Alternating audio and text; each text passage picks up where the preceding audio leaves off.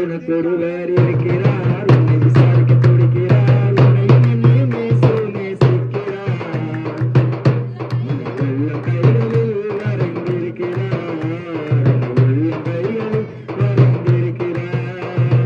உனக்கு ஒருவர் இருக்கிறார், உன்னை விசாரிக்க துடிக்கிறார், உன்னை இன்னும் நேசிக்கிறார். அவர் உள்ள கைகளில் வரைந்திருக்கிறார், உள்ள கைகளில் வரைந்திருக்கிறார். உனக்கு ஒருவர், நமக்கு ஒருவர், உனக்கு ஒருவர், நமக்கு ஒருவர், உனக்கு ஒருவர் இருக்கிறார், உன்னை விசாரிக்க துடிக்கிறார், உன்னை இன்னும் நேசிக்கிறார். உள்ளம் கைகளில் வரைந்திருக்கிறார், உள்ளம் கைகளில் வரைந்திருக்கிறார். இயேசு உங்களை நேசிக்கிறார். இயேசு உங்களை அன்போடு அழைக்கிறார். இயேசு உங்கள் வியாதிகளை குணமாக்கும்படி, உங்கள் சாபங்களை நீக்கும்படி, உங்கள் பாவங்களை போக்கும்படி அன்போடு கூட இயேசு அழைக்கிறார். வருத்தப்பட்டு பாரம் சுமப்பவர்களே, எல்லோரும் இடத்தில் வாருங்கள், நான் உங்களுக்கு இளைப்பாறுதல் தருவேன்.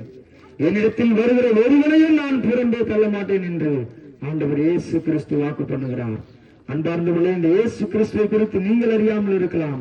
ஆனால் தாயின் கருவிலே எலும்புகள் உருவாவதற்கு முன்னமே நாம் ஒவ்வொருவரையும் அவருடைய கண்கள் கண்டிருக்கிறது. நீங்கள் அவரை அறியாதிருந்தாலும் படைத்த தெய்வம் உங்களையும் என்னையும் அவர் அறிந்திருக்கிறார். உங்கள் பாடுகளை அவர் அறிந்திருக்கிறார், உங்கள் வேதனைகளை அவர் அறிந்திருக்கிறார், உங்கள் பிரச்சனைகளை அவர் அறிந்திருக்கிறார், உங்கள் தேவைகளை அவர் அறிந்திருக்கிறார். நீங்கள் எப்படிப்பட்ட சூழ்நிலைகளை போய் கொண்டிருக்கிறீர்கள் என்பது அவருக்கு தெரியும். அதனாலதான் இந்த வார்த்தையின் மூலமா, எங்கள் மூலமாக வருத்தப்பட்டு பாரம் சுமக்கிற நீங்கள் என்னிடத்தில் வாருங்கள், நான் உங்களுக்கு இளைப்பாறுதல் தருவேன். அவருடைய இளைப்பாறுதல் நிரந்தரமானது, நித்தியமானது. அது சமாதானத்தை கொடுக்கக்கூடியது, அது சந்தோஷத்தை கொடுக்கக்கூடியது, அது நிம்மதியை தரக்கூடியது, அது எல்லாவற்றுக்கும் மேலாக நல் நம்பிக்கையை தரக்கூடியதா இருக்கிறது. வாழ்க்கையை வெறுத்து போயிருக்கிறீங்களா? வாழ்க்கையே சலித்து போயிருக்கிறீங்களா? ஆண்டவர் சொல்லுகிறார்,